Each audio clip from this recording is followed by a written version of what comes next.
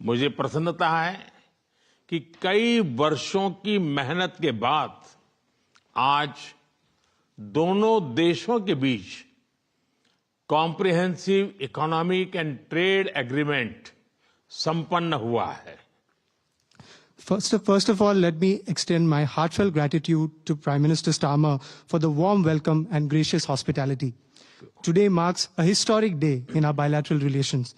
I am pleased to note that after many years of hard work, the comprehensive economic and trade agreement between our two countries has been concluded today. यह समझौता मात्र आर्थिक साझेदारी नहीं, बल्कि साझा समृद्धि की योजना है। एक और भारतीय textile, footwear, gems and jewellery, sea food और इंजीनियरिंग गुड्स को यूके में बेहतर मार्केट एक्सेस मिलेगा। भारत के एग्रीकल्चर प्रोड्यूस और प्रोसेस्ड फूड इंडस्ट्री के लिए यूके की मार्केट में नए अवसर बनेंगे। भारत के युवाओं, किसानों, मछुआरों और एमएसएमई सेक्टर के लिए यह समझौता विशेष रूप से लाभकारी सिद्ध होगा। वहीं दूसरी ओर भारत के लोगों और इंडस्ट्री के लिए यूके में बने प्रोडक्ट्स जैसे मेडिकल डिवाइसेस और एरोस्पेस पार्ट सुलभ और किफायती दरों पर उपलब्ध हो सकेंगे। This agreement does not merely pave way for economic partnership, but is also a blueprint for our shared prosperity. On the one hand, Indian textiles, footwear, gems and jewelry, seafood, engineering goods will get better market access in the UK. Indian agricultural products, processed food industry will find new opportunities in UK's market. This agreement will prove especially beneficial for India's youth, farmers, fishermen and MSME sector. On the other hand, people and industries in India will be able to access products made in the UK, such as medical devices and aerospace parts at affordable and attractive prices.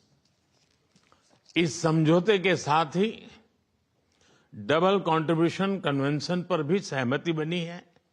इसे दोनों के service sector, विशेषकर technology और finance के उसको एक नई ऊर्जा मिलेगी।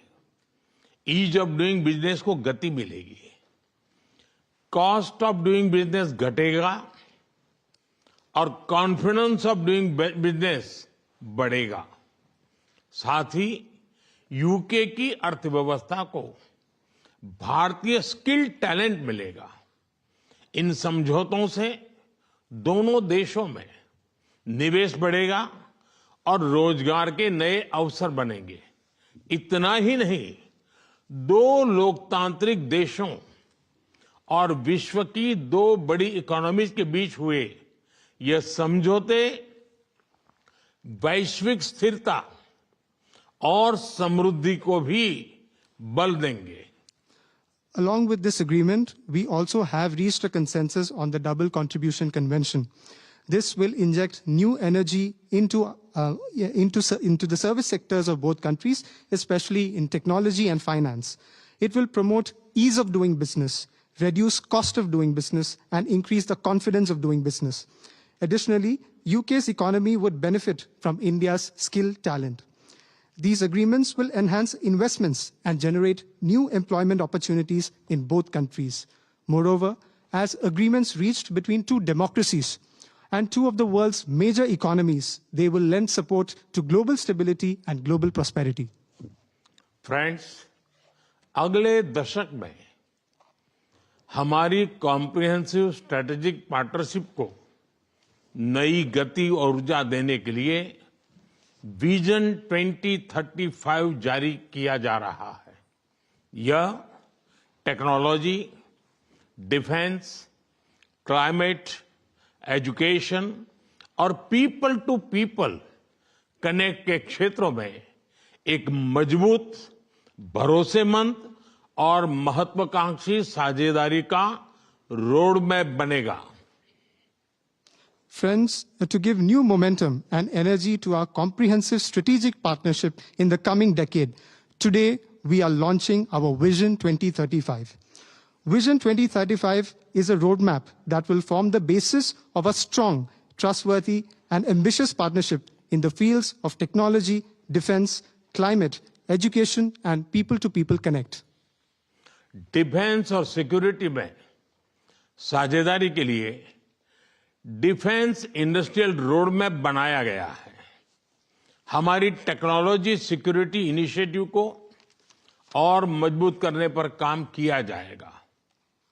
It is our commitment that from AI to critical minerals, semiconductors to cyber security, we shall create the future together. A defense industrial roadmap has also been drawn up for partnership in defense and security. Work will continue on strengthening our technology security initiative. It is our commitment that from AI to critical minerals, from semiconductors to cybersecurity, we shall create the future together. Friends, शिक्षा के क्षेत्र में भी दोनों देश मिलकर एक नया चैप्टर लिख रहे हैं। यूके की 6 यूनिवर्सिटीज भारत में कैंपस खोल रही हैं। पिछले हफ्ते ही भारत के गुरुग्राम शहर में साउथ हैम्पटन यूनिवर्सिटी कैंपस का उद्घाटन हुआ है। Friends, in the field of education too, we are writing a new chapter together. 6 universities of the UK are opening their campuses in India. Just last week, the University of Southampton inaugurated its campus in the city of Gurugram in India. Friends, Pahalgam में हुए आतंकवादी हमले की कठोर निंदा के लिए हम प्रधानमंत्री स्टारमर और उनकी सरकार का आभार व्यक्त करते हैं। हम एक मत हैं कि आतंकवाद के खिलाफ लड़ाई में दोहरे मापदंडों का कोई स्थान नहीं है।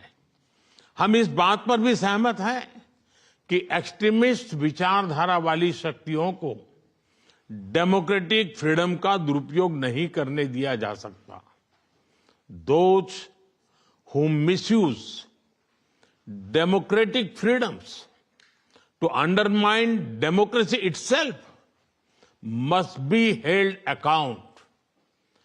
इकोनॉमिक ऑफेंडर्स के प्रत्यार्पण के विषय पर भी हमारी एजेंसी सहयोग और समन्वय से काम करती रहेगी।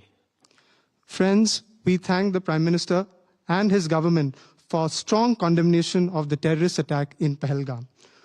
We are united in the belief that there is no place for double standards in the fight against terrorism. We also agree that the forces which espouse extremist ideologies should not be allowed to misuse democratic freedoms. Those who misuse democratic freedoms to undermine democracy itself must be held to account. Our security agencies will continue to enhance cooperation and coordination on matters such as the extradition of economic offenders. Friends, Indo-Pacific में शांति और स्थिरता, Ukraine में चल रहे संघर्ष और पश्चिम Asia की स्थिति पर हम विचार साझा करते रहे हैं। हम जल्द से जल्द शांति और स्थिरता की बहाली का समर्थन करते हैं। सभी देशों की संप्रभुता और क्षेत्रीय अखंडता का सम्मान अनिवार्य है। आज के युग की मांग विस्तारवाद नहीं, विकासवाद ही है। Friends, we have continued to exchange views on peace and stability in the Indo-Pacific, the ongoing conflict in Ukraine, and the situation in West Asia. We support early restoration of peace and stability. Respect for sovereignty and territorial integrity of all countries is essential. Today's era demands development, not expansionism.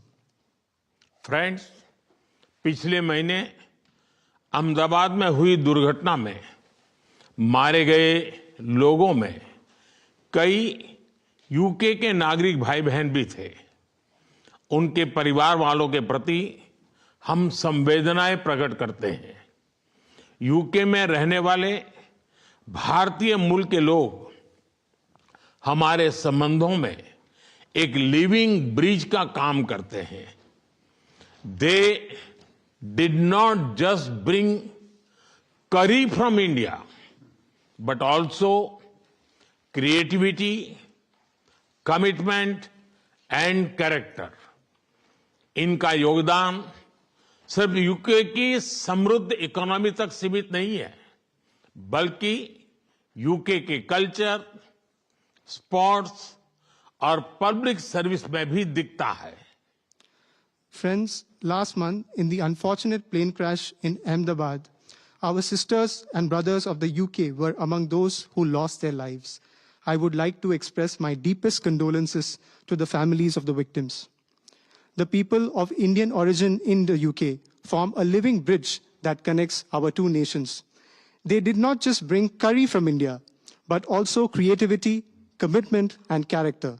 Their immense contributions are not just limited to UK's prosperous economy, but are also visible in UK's culture, sports and public service. Friends, जब भारत और UK मिले और वह भी test series के दौरान, तो cricket का उल्लेख तो करना ही पड़ता है। For both of us, cricket is not just a game but a passion and also a great metaphor for our partnership.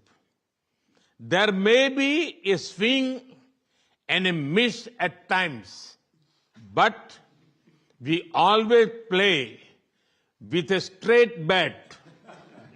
We are committed to building high-scoring, solid partnership. आज संपन्न हुए समझौते और विजन 2035 इसी स्पिरिट को आगे बढ़ाने वाले माइलस्टोन है। Friends, I would be remiss not to mention cricket when India and the UK are coming together, especially during a test series. For both of us, cricket is not just a game, but a passion. And also a great metaphor for our partnership. There may be a swing and a miss at times, but we always play with a straight bat. We are committed to building a high-scoring, solid partnership. The agreements concluded today and Vision 2035 are milestones which advance this very spirit. प्रधानमंत्री जी, मैं एक बार फिर आपके आतिथ्य सत्कार के लिए आभार व्यक्त करता हूं। मैं आपको भारत यात्रा करने का निमंत्रण भी देता हूं और आशा करता हूं कि हमें शीघ्र ही भारत में आपका स्वागत करने का अवसर मिलेगा। बहुत बहुत धन्यवाद। Prime Minister, I thank you once again for your warm hospitality. I would also like to take this opportunity to extend an equally warm invitation to you. Namaskar, good morning. सबसे पहले मैं प्रधानमंत्री स्टार्मर के गर्मजोशी भरे स्वागत सत्कार के लिए हार्दिक आभार व्यक्त करता हूं। आज हमारे संबंधों में एक ऐतिहासिक दिवस है। मुझे प्रसन्नता है कि कई वर्षों की मेहनत के बाद आज दोनों देशों के बीच comprehensive economic and trade agreement